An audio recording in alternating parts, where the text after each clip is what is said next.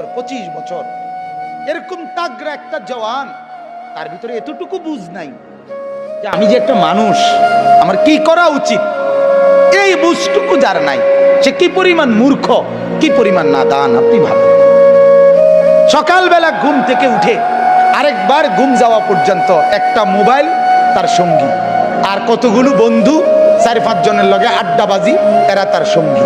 Error লগে একবার খারাইয়া মুতে, একবার বৈশা মুতে, একবার মোবাইল চায়, একবার নর্তকী দেখে, একবার নাচ দেখে, একবার কানের মধ্যে ইয়ারফোন লাগাইয়া গান শুনে, একবার মাইয়া দেখলে এটার ফিসে ফিসে হাঁটে, আরেকবার বেডি দেখলে এটার ফিসে ফিসে হাঁটে, একবার অসভ্য কথাবার্তা একজন আরেকজনের মধ্যে আলাপ সালাপ করে, আবার কতক্ষণ গেমস খেলে, আবার কতক্ষণ কি আপনার এই মোটরসাইকেল ফাইলে মোটরসাইকেল চালায়, হ্যাঁ, শিক্ষার হই হুল্লোর।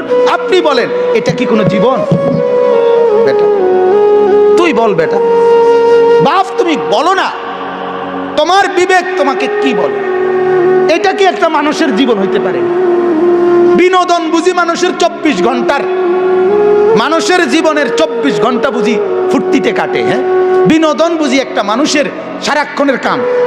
তুমি যে মোবাইলের মধ্যে উলঙ্গ ছবি দেখতেছ, নাচ দেখতেছ, হিন্দি সিনেমার নর্তকীরে দেখতেছ, কিতা দেখো?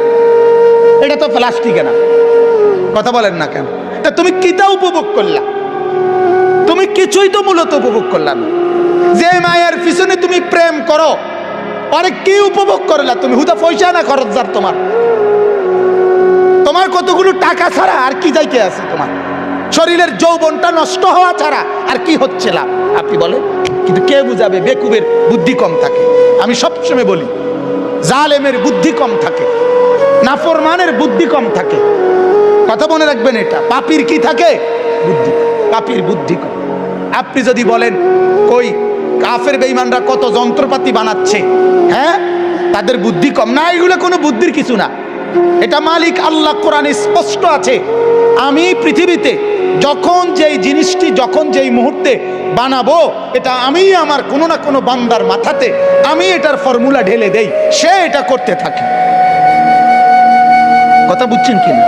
আপনি নয়তো যে বেটা ট্রাক বানাইছে তারে আপনি মোবাইলটা বানাইতেন কোন?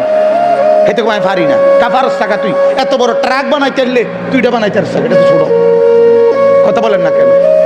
না না, এটা ছোট বড় লইয়া কথা না, আল্লাহ তাআলার ফয়সালা এটা, যাকে দিয়ে আল্লাহ যেই কাজটা করান, ঠিক কিনা বলেন না কেন? হ্যাঁ, আমি আমার জীবনে একবার আমাদের কুমিল্লা কিছুদিন আগে কুমিল্লা আমাদের ইজতেমা হয়েছিল, দাওয়াত তাবলীগের ইজতেমা হয়েছিল।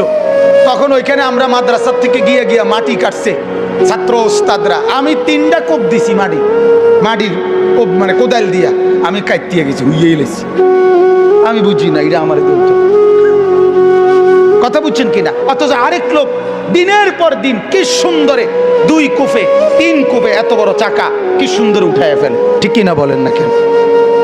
কুল্লুন মুয়াসসারুন লিমা খুলিকা লাহু, এটা হাদিস, আল্লাহর নবী বলছেন, যাকে আল্লাহ তাআলা যে কাজের জন্য বানিয়েছেন, যাকে দিয়ে আল্লাহ যেই কাজটা নিবেন, তার জন্য আল্লাহই কুদরতি ভাবে সেটা সহজ করে দেন। সুবহান।